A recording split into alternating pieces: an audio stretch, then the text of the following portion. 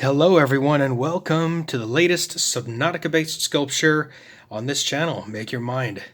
Thank you so much for showing up and watching. I'm actually a little giddy and excited for this one, but I must preface once again, spoilers. If you see this video, got spoilers coming, so alright, here we go. This character is very pivotal to the story, or the upcoming story, of Subnautica Below Zero. It's a character that you find when you head into the Sanctuary, where you can find these for the first time. These are ion cubes. These are some of the most powerful batteries, or I guess the most powerful substances of power that you can find in the game. They basically have the power of a nuclear bomb squeezed into a small cube, so these things are extremely potent. But they can be used to make ion batteries and all of that, but the ones who made the ion cubes, that is who I wish to showcase to all of you today.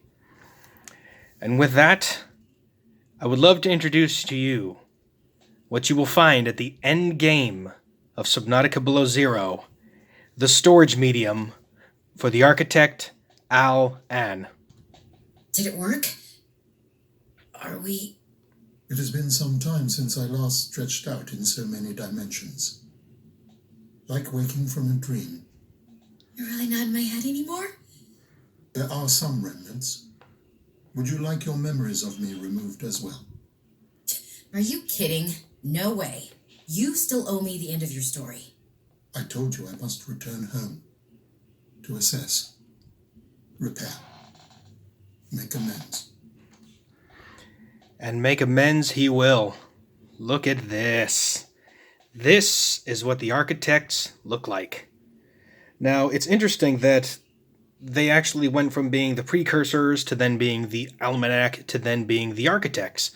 But I think the architect is actually that's a very good name. But as you can see, this character has a lot of details. My goodness. So when you first see it, it almost looks like a centaur, like a half man, half horse in a way. But the actual architects, this was what they considered the perfectly designed body. As you can see, it's a combination, it's basically biomechanical. It has both basically 3D printed components and organic compounds combined together. It's considered to be the perfect body, or in this case, the perfect storage medium, as the way they put it. So as you can see, I mixed both the blue and the pink to create the iridescence, which are the parts that actually glow, especially like his face. So every time he speaks, or excuse me, every time Al-An speaks, all the parts on his body, they glow. He also has this mechanical sort of armor, these shoulder plates, these hand plates. I added the sort of green because I thought that would be a really cool look. So I added that on myself. And then on the back, we have here, let me close that. We have more of the iridescence going down to the tail here. And all of these parts glow when he talks. Excuse me, when Al-An talks. I forget that this species, they actually don't have genders. They're basically, it's like I said before, it's like the combination of it's like having an organic person, but instead you have the computer, and then the soul is the memory card that can be removed. It's quite an interesting concept, to say the least. But the one thing about Al-An is that along with him, he also has, as you can see, his 6 accessory arms. Sorry, I gotta be very careful with this. This clay, I literally just finished this. There we go, now that's good. Alright. Let me put you down, Al-An.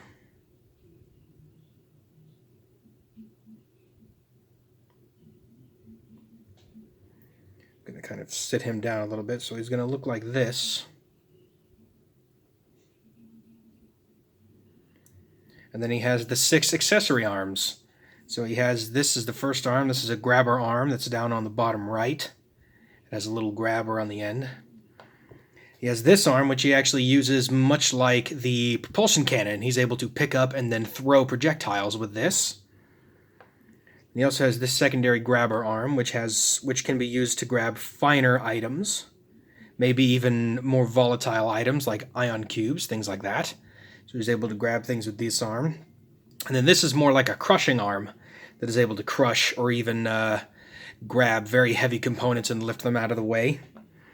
But these are the two main components that would consist of his hands that actually have fingers, and what he uses to actually access consoles within his species' technology.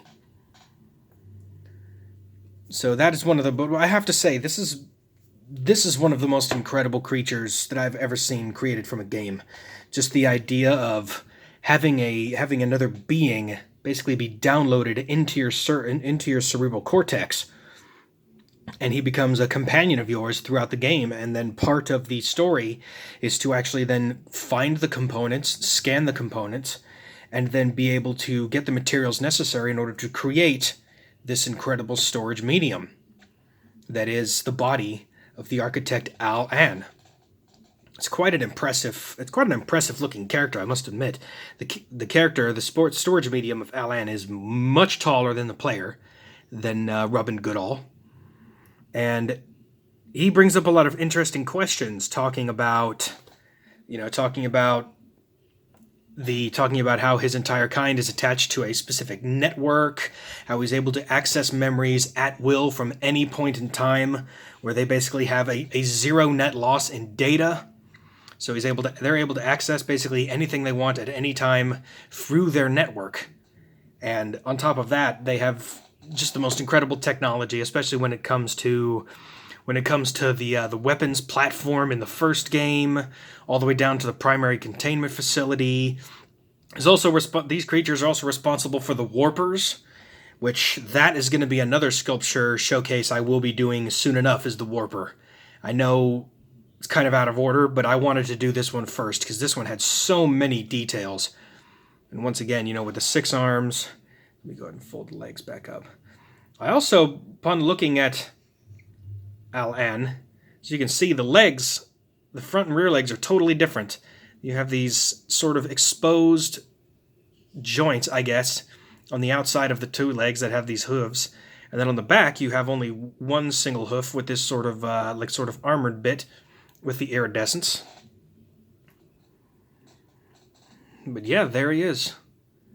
What a truly alien, but also what a truly unique looking character. I would have never have expected Unknown Worlds to come out with something like this, but I'm so glad they did. But as you can see, what I did with the colors, as you can see, that you got the iridescence with the black and the green, sort of not quite mixed, but mixed enough to where you have the 2 separate colors. Got the lime green for the sort of ion cube look, how everything is sort of nuclear powered in a way, or nuclear equivalent of the same power and energy. He's got the face that lights up, and I don't have any idea if these creatures actually, if they have eyes. I mean, assuming they have sensors where they can hear, see, and touch, but I mean, do these creatures, they're obviously, they don't really eat necessarily. So I'm assuming they have some kind of energy source that they feed off of. Maybe the ion, maybe ion energy. I truly don't know, but these are questions that hopefully some of them will be answered when Below Zero finally releases. But this is just one of the coolest looking characters. And the fact that Al-An becomes a companion, that you actually have to find the body, you have to find the components, scan the components, and then create this incredible storage medium that is Alan's body. It's just one of the coolest things, and it has these arms that sort of float, and they sort of float next to him like this, and then he's able to access certain things. These arms, I don't know what they do. You don't really see very much of it in the game for the most part, but hopefully in the future, if they ever show more of Subnautica or do another game, they may show more of what the architects are actually capable of doing.